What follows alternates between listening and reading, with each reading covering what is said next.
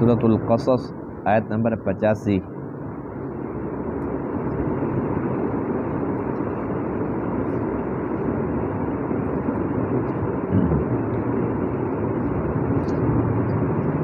اعوذ باللہ من الشیطان الرجیم، بسم اللہ الرحمن الرحیم۔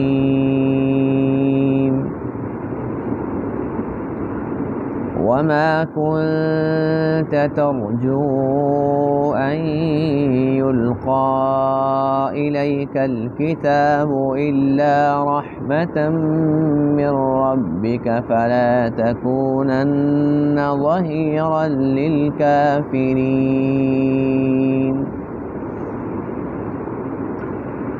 ولا يصدنك عن آيات الله بعد إذ أنزلت إليك وادع إلى ربك ولا تكونن من المشركين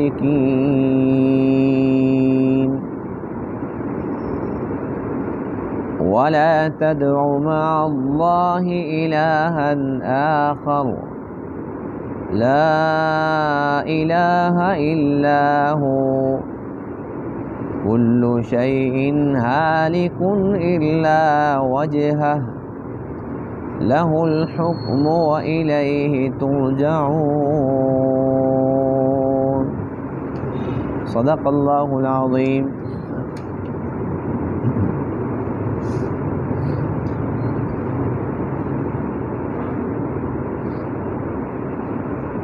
آج کے درس میں آیت کریمہ میں ایک تو آپ علیہ الصلاۃ والسلام پر اللہ تعالیٰ کے احسان عظیم کا تذکرہ ہے، اور دوسرا اللہ تعالیٰ کی طرف سے آپ علیہ الصلاۃ والسلام کے لیے بہت زیادہ اہم اور بہت پیاری ہدایات کا تذکرہ ہے۔ اللہ تعالیٰ کا احسان عظیم یہ ہے، اللہ تعالیٰ نے اپنے پیارے محبوب علیہ الصلاۃ والسلام سے ارشاد فرمایا کہ آپ کو تو کچھ ایسی امید نہیں تھی کہ اللہ تعالیٰ کی طرف سے آپ پر کوئی کتاب اترے گی، لیکن اللہ تعالیٰ نے اپنا فضل فرمایا، خاص رحمت فرمائی، کتاب اتار دی۔ تو اس کا مقصد یہ ہوا کہ کسی میں کوئی کمال ہو تو حقیقتاً تو وہ اللہ کی عطا ہوتی ہے۔ آپ علیہ الصلاۃ والسلام کو اللہ نے نبی بنایا، امام الانبیاء بنایا، خاتم النبیین بنایا، اور تمام کلاموں میں سب سے اعلیٰ کلام، اپنا کلام قرآن مقدس عطا فرمایا۔ تو اللہ فرماتے ہیں کہ اگر ہماری طرف سے یہ رحمت کا معاملہ نہ ہوتا تو آپ کو تو ان تمام چیزوں کی امید نہیں تھی، آپ کے تو علم میں یہ بات نہیں تھی، تو یہ صرف اور صرف اللہ تعالیٰ کی عطا ہے، اس کی رحمت ہے۔ دوسرا یہ کہ اللہ تعالیٰ نے ان آیت کریمہ کے اندر آپ علیہ الصلاۃ والسلام کو یہ حکم ارشاد فرمایا کہ ایک طرف کافر ہیں اور ایک طرف ایمان والے ہیں۔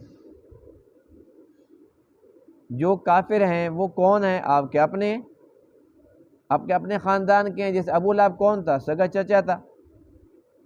ابو طالب کون تھا؟ سگا چچا تھا۔ تو اس طریقے سے جو لوگ مخالفت کر رہے تھے، جو لوگ شرک کے اندر ملوث تھے، تو اللہ فرماتے ہیں کہ ایک طرف یہ کافر ہیں، مشرک ہیں، اور دوسری طرف ایمان والے ہیں۔ تو آپ نے اپنی زندگی کا نصب العین یہ بنانا ہے کہ اپنوں کو اپنا نہیں سمجھنا، ایمان والوں کو اپنا سمجھنا ہے، بے شک وہ اپنے ہوں یا غیر ہوں۔ آپ کے خاندان کے لوگ بھی تو مشرف اسلام ہوئے ہیں، فرمایا کہ ان کی بات الگ ہے، لیکن مین جو رشتہ ہے، جو اہم ترین رشتہ ہے، وہ قرابت داری کا نہیں رہا، اب سب سے اعلیٰ رشتہ وہ ایمان کا رشتہ ہو گیا۔ بے شک سلمان فارسی وہ کہاں فارس کے رہنے والے، بلال حبشہ کے رہنے والے، صہیب روم کے رہنے والے، یعنی کہ جو ایمان لا چکے ہیں وہ آپ کے اب قریبی ہوں گے، اور جو قریبی ہونے کے باوجود ایمان نہیں لائے وہ آپ کے قریبی نہیں رہے۔ تو اب اگر آپ نے اپنی قرابت داری کا خیال رکھا اور ایمان والوں پر ان کو ترجیح دی، اللہ فرماتے ہیں کہ یہ بات قابل قبول نہیں ہوگی۔ آپ نے کسی قسم کا ایسا ان کے ساتھ کوئی معاہدہ نہیں کرنا جس سے ایمان والوں کو تکلیف ہو اور ان کو کوئی فائدہ مل جائے۔ یعنی سب سے اہم رشتہ وہ ایمان کا رشتہ ہے، جس کو آج کل ہم سب سے کمزور اور دور کا رشتہ سمجھتے ہیں۔ اللہ نے اپنے نبی علیہ السلام کو یہ تعلیمات دے کر ہمیں ایک راستہ دیا ہے کہ اپنی زندگی کے اندر کبھی بھی ایمان والے رشتے کو کمزور مت سمجھنا۔ تمام کے تمام ایمان والے کون ہے آپس کے اندر؟ بھائی بھائی ہے۔ تو ایک سگا بھائی ہے لیکن وہ ہے مشرک، وہ کافر ہے، اسے زیادہ اہم ہمارا وہ بھائی ہے جو پکا مومن ہے۔ وَمَا كُنْتَ تَرْجُو، اور آپ امید نہیں رکھتے تھے، أَن يُلْقَى إِلَيْكَ الْكِتَابِ، اس بات کی کہ آپ کی طرف کتاب اتاری جائے، کتاب اتاری جائے اس کی آپ کو امید نہیں تھی۔ إِلَّا رَحْمَةً مِّن رَبِّكَ، مگر تیرے رب کی رحمت ہے۔ فَلَا تَكُونَنَّ ظَهِيرًا لِلْكَافِرِينَ، پس آپ ہرگز نہ ہو جانا مددگار کافروں کا، جو کافر ہیں ان کا مددگار نہیں بننا۔ وَلَا يَصُدُّنَّكَ عَنْ آيَاتِ اللَّهِ، اور آپ کو نہ روکیں، لا يَصُدُّنَّكَ، آپ کو نہ روکیں، عن آیات اللہ، اللہ کی آیات سے، بعد اذ انزلت الیک، اس کے بعد کہ وہ آپ کی طرف اتاری گئی۔ یعنی کہ آپ نے کافروں کا مددگار نہیں بننا کہ وہ اللہ تعالیٰ کی آیات سے آپ کو روکنے کا ذریعہ بنیں گے، آپ کو روکیں گے۔ تو جب اللہ کی طرف سے آیات اتر چکی ہیں تو اب وہ اللہ کی آیات سے آپ کو روک نہیں سکتے۔ وَدْعُ إِلَىٰ رَبِّكَ، اور اپنے رب کی طرف دعوت دینا، بلانا۔ وَلَا تَكُونَنَّ مِنَ الْمُشْرِكِينَ، اور آپ مشرکین میں سے ہرگز نہ ہونا۔ وَلَا تَدْعُ مَعَ اللَّهِ، اور اللہ کے ساتھ نہ پکارنا، الہًا آخر، کسی دوسرے الہ کو۔ لا الہ الا ہو، کوئی الہ نہیں مگر وہی۔ کل شیء ہالک، ہر ایک چیز ہلاک ہونے والی ہے، ہر ایک چیز فنا ہونے والی ہے۔ الا وجہہ، مگر اس کی ذات، اللہ کے ذات کو بقا ہے، باقی ہر ایک چیز کو فنا ہے۔ لہ الحکم، اسی کے لیے حکم ہے۔ وَإِلَيْهِ تُرْجَعُونَ، اور اسی کی طرف تم سب کے سب لوٹائے جاؤ گے۔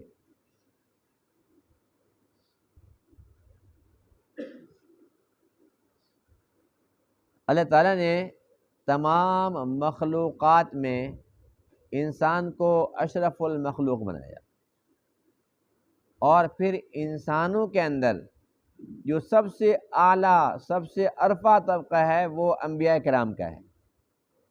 وہ معصوم ہیں، براہ راست اللہ کی تربیت میں ہوتے ہیں، زمین پر اللہ تعالیٰ کا تعارف کراتے ہیں، اللہ تعالیٰ کے نمائندے ہوتے ہیں، اور لوگوں کو سب سے پہلے دعوت توحید دیتے ہیں، اللہ کی طرف بلاتے ہیں۔ اس کے بعد پھر اپنی نبوت کا، اپنی رسالت کا اعلان فرماتے ہیں۔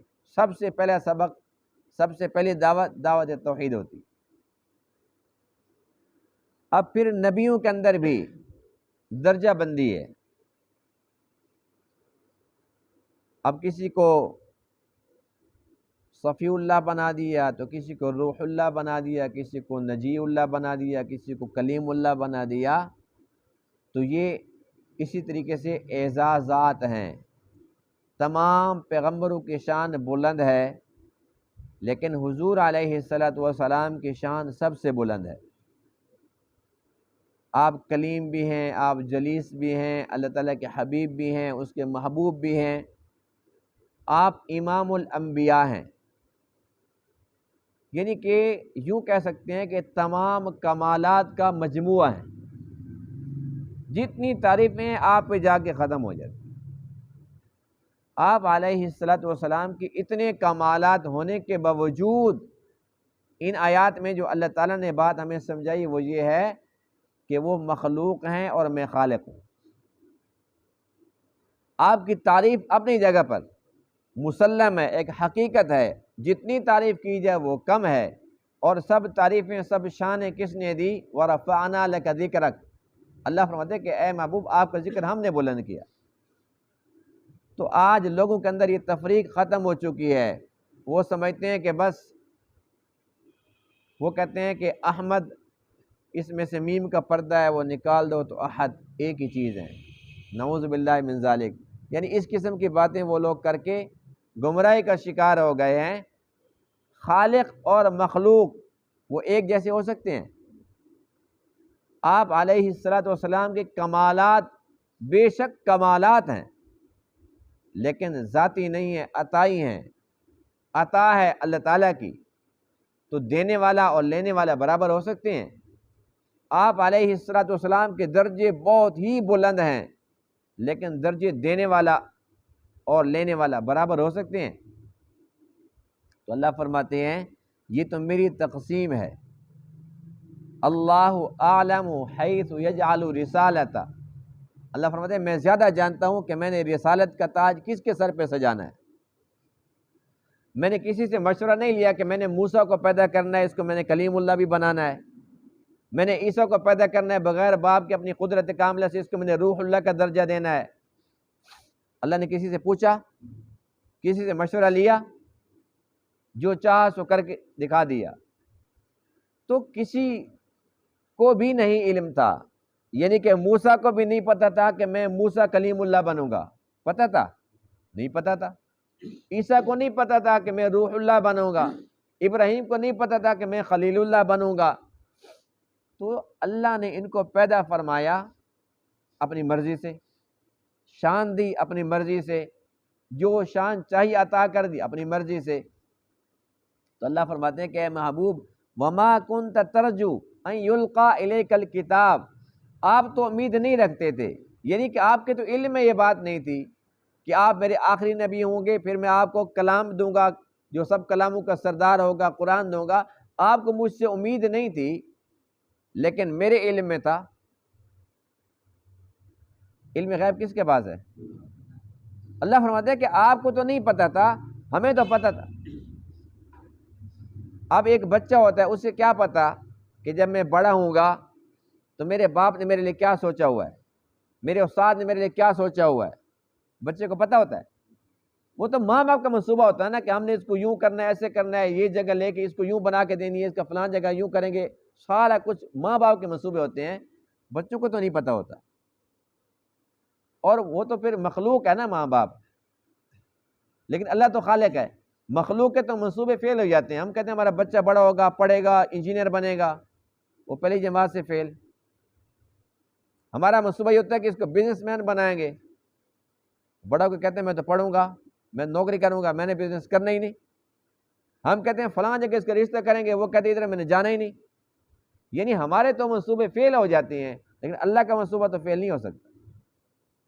تو یہ اللہ کا منصوبہ تھا کہ میں نے فلاں کو نبی بنانا ہے، فلاں کو رسول بنانا ہے، فلاں پہ کتاب اتارنی ہے، فلاں کو صحیفے دینے ہیں، فلاں کو یہ مقام دینا ہے، فلاں کو یہ مقام دینا ہے۔ اللہ فرماتا ہے کہ اے محبوب آپ کو تو پتہ نہیں تھا، آپ کو تو امید نہیں تھی، وہ اس سے آپ کو امید نہیں تھی، الا رحمتا من ربک، تیرے رب کی رحمت بھی تو برسنی تھی۔ تیرے رب کو تو پتہ تھا کہ میں نے اپنا محبوب پیدا کرنا ہے، اور اس نے کر کے دکھا دیا۔ اللہ کے علم میں ازل سے تھا، جب نہ جنات تھے، نہ انسان تھے، نہ فرشتے تھے، نہ زمین، نہ آسمان، کچھ بھی نہیں تھا۔ اللہ کے علم میں پہلے سے تھا کہ میں نے ایک ایسی ہستی پیدا کرنی ہے جو میری محبوب ہوگی۔ اس سے پتہ تھا کہ نہیں تھا؟ اور اس محبوب نے میرا تعارف کرانا ہے۔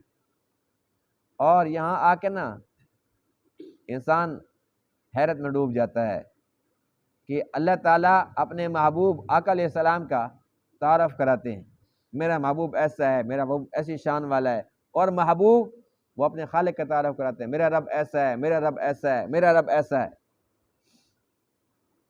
یعنی کہ آقا علیہ السلام اللہ کا تعارف کراتے ہیں، اللہ اپنے محبوب کا تعارف کراتے ہیں۔ تو یہ پیار کی باتیں ہیں، اور اسی بات کو اللہ فرماتے ہیں الا رحمتا من ربک، یہ تیرے رب کی رحمت ہے تجھ پر۔ اب یہاں تک تو بات سمجھ آ گئی یہاں سے ایک اور اہم ترین مسئلہ وہ یہ ہے، جہاں اللہ کا قرآن ہمیں یہ سمجھا رہا ہے کہ آپ کو پتہ نہیں تھا کہ آپ پر کتاب اترنی ہے، لیکن ہم نے کتاب اتار دی، یعنی آپ کو نہیں پتہ تھا کہ آپ کو یہ رتبہ دینا ہے، ہم نے دے دیا۔ اس کا مطلب یہ ہوا کہ یہ رتبے، یہ شانیں، یہ نبوت کا تاج، یہ اللہ کی طرف سے پہلے سے مقدر ہوتا ہے۔ اللہ کو تو پہلے سے پتہ تھا نا، آقا علیہ السلام پیدا نہیں ہوئے، اللہ کو پتہ تھا فلاں سن میں، فلاں دن میں، فلاں گھڑی میں میرے محبوب نے دنیا کے اندر تشریف لانا ہے، اس کو تو پہلے سے پتہ ہوتا ہے۔ اب دجال نے آنے کہ نہیں آنا، ہمیں پتہ ہے وہ کب آئے گا، اللہ کو تو پتہ ہے قیامت آنی ہے کہ نہیں آنی، ہمیں پتہ ہے کب آئے گی۔ ہمارے تو یہ نہیں کہ ایک انداز یہ ہو سکتا ہے کہ 2 سال، 10 سال، 20 سال، 50 سال، 2 صدیاں، 1000 سال، یعنی ہر کسی کی اپنی اپنی بولی ہیں، کوئی کہتا ہے جی 2040 میں، تو کوئی کہتا ہے 50 میں، تو کوئی کہتا ہے جی 2080 میں، یعنی کہ اپنی اپنی باتیں ہیں، لیکن اللہ کو تو سارا پتہ ہے کہ کون سا دن، کون سی گھڑی۔ تو جو نبی ہوتے ہیں اللہ کے علم میں پہلے سے ہوتا ہے، اور یہ رتبہ اللہ کے یہاں پہلے سے مقدر ہوتا ہے، یعنی کوئی بندہ محنت کر کے نبی نہیں بن سکتا۔ اہم ترین بات جو سمجھانا چاہ رہا ہوں وہ یہی ہے کہ کوئی بندہ محنت کر کے کہہ جی میں نبی بن جاؤں گا تو نہیں بن سکتا، یہ صرف اللہ کی رحمت ہوتی ہے، اور اللہ کو بہتر پتہ ہے، اللہ اعلم حیث یجعل رسالتہ۔ یہاں پر جو ایک مرزائی ٹولہ ہے جن کا سرغنہ لانتی مرزا غلام قادیانی دجال تھا، اللہ تعالیٰ اس کی قبر پہ کروڑوں اربوں خربوں لانتیں برسائے۔ اس بدبخت نے یہ کہا کہ جس طریقے سے باقی عہدے انسان محنت کر کے حاصل کر سکتا ہے، تو نبی بننے کے لیے بھی اگر وہ محنت کرے تو کر سکتا ہے نا حیرت کی بات، بندہ محنت کرے تو نبی بن سکتا ہے، کیونکہ اس نے بننا تھا، اس نے ڈھونگ رچانا تھا، اس نے اس قسم کے پھر اوچت کنڈے استعمال کرنے تھے، لوگوں کو ورغلانا تھا، بہکانا تھا، غلط تشریح کرنی تھی دین کی، تو اس نے یہ راستہ نکالا کہ بندہ محنت کرے تو کر سکتا ہے۔ اور پھر اس نے اگلی بات یہ کی کہ یہ تو ایک جب نبی بن جاتا ہے محنت کر کے، ہم کہتے ہیں کہ جو اللہ کی تقسیم ہے، جہاں اس نے جس کو چاہ بنا دیا، اس میں انسان کا کوئی عمل دخل ہے ہی نہیں۔ لیکن دوسری طرف وہ یہ کہتا ہے کہ ایک انسان محنت کر کے بن سکتا ہے، اور پھر جب بن جاتا ہے، پھر آگے وہ یہ لکھتا ہے کہ جب انسان نبی بن جاتا ہے تو گویا کہ وہ اللہ کا ملازم بن گیا نا، اللہ کا تعارف کرانا ہے، اس کا پیغام لوگوں تک پہنچانا ہے۔ تو جیسے ایک نوکری کے اندر ترقی ہوتی ہے، کلرک ہوتا ہے، پھر ہیڈ کلرک، پہلے وہ عام ہوتا ہے فوجی، پھر وہ صوبے دار، پھر اس کے بعد کرنل، جنرل، میجر، وہ آگے بڑھتا رہتا ہے نا، تو کہتا ہے کہ بھئی جب وہ محنت کرے گا تو وہ نبی، پھر شانیں اس کی بڑھنا شروع ہو جائیں گی، اس کے درجے بڑھنا شروع ہو جائیں گے۔ تو ایک بندہ محنت کر کے نبی بھی بن سکتا ہے، نعوذ باللہ، اور اس کے بعد پھر جب نبی بن جاتا ہے تو پھر اپنے درجے بھی بڑھا سکتا ہے، جیسے اس نے بڑھانے کی کوشش کی اور جہنم کا ایندھن بن گیا۔ ہم یہ کہتے ہیں کہ نبی تو بہت بڑا رتبہ ہے، کوئی صحابی بھی نہیں بن سکتا، تو بن سکتا ہے؟ اچھا، دنیا کے اندر ایسے لوگ دنیا میں اس وقت بھی موجود ہوں گے، اور کتنے اللہ تعالیٰ کے نیک مقرب بندے اولیاء کرام میں سے دنیا میں آئے، آ کر چلے بھی گئے، جن کی عبادات کا موازنہ کریں تو کئی صحابہ سے ان کی عبادات زیادہ ہیں۔ بات سمجھ آ گئی ہے؟ یعنی مثال کے طور پر ایک شخص آتے ہیں، اسلام قبول کرتے ہیں، صحابی بن گئے، صحابی بننے کے بعد عرض کرتے ہیں یا رسول اللہ صلی اللہ علیہ وسلم، اب میں اپنے علاقے میں واپس جانا چاہتا ہوں، تو مجھے آپ تبلیغ فرمائیے، مجھے ایمانیات سمجھا دیجئے، میری ڈیوٹی کیا ہے، میں نے زندگی کیسے گزارنی ہے کہ بس اللہ مجھ سے راضی ہو جائے، میری آخرت بن جائے، میں کیا کروں؟ تو آپ فرماتے ہیں نماز پڑھنی ہے، روزے رکھنا ہے، اگر توفیق ہو تو حج کرنا ہے، توفیق ہو تو زکوٰۃ دینی ہے، مال ہو تو ساری باتیں بتا دی۔ اب یعنی کہ ایمان قبول کر لیا، صحابیت کا درجہ بھی مل چکا ہے، اور تعلیمات بھی سیکھ لی ہیں، سیکھنے کے بعد نماز کا وقت ابھی تک ہوا نہیں ہے، اچھا جی اجازت، ٹھیک ہے جاؤ فی امان اللہ، جا رہے ہیں، راستے کے اندر انتقال ہو جاتا ہے۔ کوئی نماز پڑھی ہے؟ کوئی روزہ رکھا ہے؟ کوئی حج کی ہے؟ زکوٰۃ دی ہے؟ یعنی کہ صرف اور صرف ایمان لائے، آقا علیہ السلام کا دیدار نصیب ہوا، صحابی تو بن گئے۔ امت میں کتنے لوگ ایسے ہیں جو عبادت میں ان سے زیادہ، لیکن کیا ان کے درجے کو پہنچ سکتے ہیں؟ نہیں پہنچ سکتے۔ صرف آقا علیہ السلام کا دیدار اتنا اعلیٰ عبادت ہے کہ سارے اولیاء کرام کی عبادتیں اکٹھی کر لو، اس ادنا درجے کے صحابی کے پاؤں کی خاک کا مقابلہ نہیں کر سکتے۔ جب کائنات کے سارے ولی، کتب، غوث، ابدال مل کے ایک ادنا درجے کے صحابی کے پاؤں کی گرد کا مقابلہ نہیں کر سکتے تو ان کے درجے کو پہنچ سکتے ہیں؟ جب ایک صحابی کے درجے کو کوئی نہیں پہنچ سکتا، ساری زندگی وہ عبادت میں لگا رہے، تو وہ عبادت کر کے اور محنت کر کے نبی بن سکتا ہے؟ اتنی عام سی بات، عام فہم بات، لیکن نہ مرزے کو سمجھ آئی، نہ مرزے کے پیروکاروں لانتیوں کو سمجھ آئی۔ کوئی اس سے پوچھ لے کہ کوئی صحابی بن سکتا ہے؟ نہیں بن سکتا، تو نبی کیسے بن سکتا ہے؟ اور نبی کیا نوکر ہوتا ہے نعوذ باللہ، کہ اس کی پہلے اس کا 10واں گریڈ تھا، پھر 12واں ہو گیا، پھر 14واں ہو گیا، اس کے گریڈوں میں ترقی لگنے شروع ہو گئی۔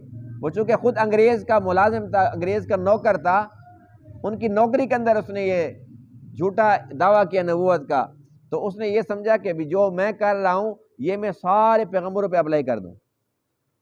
اس نے اپنے نئے نئے فارمولے گھڑ لیے، اللہ کے اس پہ لعنت ہو۔ تو اللہ فرماتے ہیں کہ یہ جو اعزازات ہیں یہ کسی کا کوئی کمال نہیں ہے، الا رحمتا من ربک، تیرے رب کی رحمت ہے۔ اب اگلی جو ہدایات ہیں، ان ہدایات کو ہم پڑھتے ہیں تو تھوڑا سا انسان نا حیران ہو جاتا ہے، یہ کیا، یہ ہدایت کیسی ہیں؟ قرآن کی بات تو حق ہے نا، لیکن قرآن کو سمجھنے کے لیے ظاہر سی بات ہے کہ جو مفسرین کرام ہیں ان کی طرف جانا پڑتا ہے۔ جی ان کی تفسیر کیا ہے، اس کا اگر ظاہری ترجمہ ہم پڑھتے ہیں تو ہم تو گمراہ ہو جائیں گے۔ وہ کیسے؟ اب اللہ کے محبوب کو اللہ کیا فرماتے ہیں؟ فَلَا تَكُونَنَّ ظَهِيرًا لِلْكَافِرِينَ، آپ نے کافروں کا مددگار ہرگز نہیں بننا۔ تو کیا اللہ کے نبی سے یہ امید تھی کہ آپ کافروں کا مددگار بنتے؟ تھی ایسی امید؟ اچھا پھر اللہ کیا فرماتے ہیں؟ اچھا یہ خیال ہے نا اللہ کے آیات سے آپ کو یہ روک نہ دیں، کیا کافر اللہ کے آیات سے آپ کو روک سکتے تھے؟ پھر اس سے اگلی بات وَلَا تَكُونَنَّ مِنَ الْمُشْرِكِينَ، آپ نے مشرکین میں سے نہیں ہونا، خیال رکھنا۔ جو نبی سب سے پہلی دعوت توحید دے رہا ہو، اسی توحید کی دعوت پر اپنے پرائے بن گئے ہیں اور دوست دشمن بن گئے ہیں، آپ کو ہجرت کرنی پڑی ہے، اتنی بڑی جنگیں ان کے ساتھ لڑنی پڑی ہیں، اتنی قربانیاں دی ہیں، تو کیا وہ نبی خود بھی شرک کر سکتے ہیں؟ کر سکتے ہیں؟ اللہ فرماتے ہیں کہ آپ نے مشرکین میں سے نہیں ہونا۔ پھر اللہ فرماتے ہیں وَلَا تَدْعُوا مَعَ اللَّهِ إِلَٰهًا آخَرَ، اللہ کے ساتھ کسی دوسرے الہ کو نہیں پکارنا۔ آپ لوگوں کو کیا فرما رہے ہیں؟ قولوا لا الہ الا اللہ، آپ لا الہ الا اللہ پڑھو، یہ کلمہ توحید ہی تو ہے، تو پھر آپ کامیاب ہوں گے۔ تو کیا یہ ممکن ہے کہ اللہ کے نبی اللہ کو چھوڑ کر کسی اور الہ کو پکاریں؟ تو بظاہر تو ایسا لگ رہا ہے نا قرآن کی آیات سے کہ ان ہدایت کی تو ضرورت نہیں تھی، اللہ کے نبی کو تو ان چیزوں کی ضرورت نہیں تھی، لیکن نہیں، اس کا مفہوم یہ ہے، اس کی تشریح یہ ہے کہ اللہ تعالیٰ نے ایمان والوں کی عظمت اور اہمیت اپنے محبوب علیہ السلام کو سمجھائی ہے کہ ایک طرف مشرکین مکہ ہوں گے، ایک طرف ایمان والے ہوں گے، ایک طرف یہ سردار ہوں گے، وڈیرے ہوں گے، ایک طرف کمزور طبقہ ہوگا، صاحب صفہ سمجھ لو، یعنی کہ غریب قسم کے لوگ۔ تو آپ نے کیا کرنا ہے کہ آپ نے ادھر ہونا ہے، شرک تو آپ نہیں کریں گے لیکن مشرکین میں سے نہ ہو جانا۔ اگر آپ نے اس طرف جھکاؤ کر لیا تو گویا کہ آپ کا انہی کے ساتھ شمار ہوگی، ادھر جھکاؤ نہ ہو، ادھر جھکاؤ ہو۔ اور یہی بات ہے کہ کافروں کے مددگار نہیں بننا۔ کیا مطلب ہے؟ آپ ان کی مدد کیسے کر سکتے ہیں؟ اس کا مطلب یہی ہے کہ آپ ان کے ساتھ ایسا کوئی معاہدہ نہیں کریں گے جس کے اندر ان کو غلبہ حاصل ہونے کی امید ہو جائے، ان کا کوئی مفاد ہو جائے اور اپنوں کا مفاد رک جائے، تو ایسا کوئی معاہدہ بھی نہیں کرنا۔ تو اللہ کے ساتھ کسی اور کو نہیں پکارنا۔ یہ جو اصل بات ہے کہ اللہ نے اپنے محبوب علیہ السلام کو جو یہ احکامات ارشاد فرمائے ہیں تو یہ ہر ایک ایمان والے کے لیے بھی ہیں۔ اب جیسے اللہ کے نبی کے لیے یہ حکم ہے کہ کافروں کا مددگار نہیں بننا، تو کیا یہ حکم ہمارے لیے نہیں ہے؟ ہمارے لیے بھی ہے۔ اسی طریقے سے اگر ایک طرف ہمارے اپنے ہوں اور ایک طرف ہوں غیر، لیکن ایک طرف جو اپنے ہیں وہ غیر مسلم ہوں، وہ شرک کی طرف بلا رہے ہوں، وہ گناہ کی دعوت دے رہے ہوں، اور جو غیر ہیں وہ اہل حق ہیں، ایمان والے ہیں، وہ ایک اچھائی کی طرف بلانا چاہ رہے ہیں، تو ہم نے کیا کرنا ہے کہ ہم نے یہ دیکھنا ہے ایمان سب سے اہم رشتہ ہے، ہم نے یہ دیکھنا ہے، تو وہاں پر ہم نے اپنی قرابت داری کو نہیں دیکھنا۔ تو یہ جو احکامات ہیں یہ ہمارے لیے بھی ہیں کہ ہم نے ان چیزوں کا خاص خیال رکھنا ہے، اور جو بندہ خیال نہیں رکھتا تو وہ کب تک جیے گا؟ اللہ کے پاس تو جانا ہی جانا ہے۔ تو اللہ فرماتے ہیں یاد رکھو کل شیء ہالک الا وجہہ، ہر ایک چیز پر فنا ہے سوائے اللہ کی ذات کے، لہ الحکم والیہ ترجعون، بادشاہت تو اسی کی چلنی ہے اور سب نے جانا بھی اسی کے پاس ہے۔ اگر اس کی بات نہیں مانو گے، اس پر عمل نہیں کرو گے تو اللہ کے پاس جانا ہے، پھر اللہ تعالیٰ نے ان چیزوں کا جواب تم سے لینا ہے۔ کیا منہ دکھاؤ گے اللہ تعالیٰ کو؟ کیا جواب دو گے تم؟ تو اس لیے اپنی زندگی کے اندر جو مختصر ترین زندگی ہے، کل شیء ہالک، اس لفظ سے سمجھا دیا کہ ہر چیز کو فنا ہے تو تمہیں بھی فنا ہے۔ یہ نہیں ہے کہ وہ مر گیا تو میں بچ جاؤں گا، میں مر گیا تو وہ بچ جائے گا، ہر ایک پر فنا ہے الا وجہ، سوائے اللہ تعالیٰ کی ذات کے۔ جب ہر چیز پر فنا ہے، ہمارے پر فنا ہے، اللہ کے پاس بھی جانا ہے، تو پھر تھوڑے سے دورانیے کے اندر ہیرا پھیرے کیوں؟ اللہ تعالیٰ کے احکامات کی نفی کیوں؟ اللہ تعالیٰ کے احکامات پر اس کی نافرمانی کیوں؟ اللہ کی بغاوت کیوں؟ آپ علیہ السلام کا راستہ چھوڑ کر غیروں کا طریقہ کیوں؟ بس یہ باتیں سمجھانے کی آج یہ سورہ قصص کا آخری درس تھا۔ پوری کی پوری سورہ مبارکہ کی ایک آیت اہم تھی، اور آج کے درس سب سے زیادہ اہم تھا۔ آج سورت ختم ہو گئی ہے، تو پوری کی پوری سورہ مبارکہ کے اندر جو کچھ ہم نے پڑھا سنا، اللہ اس کو اپنی بارگاہ میں قبول بھی فرمائے۔ اللہ تعالیٰ ہم سب کو اس پر عمل کرنے کی توفیق عطا فرمائے۔ وآخر دعوانا الحمد للہ رب العالمین۔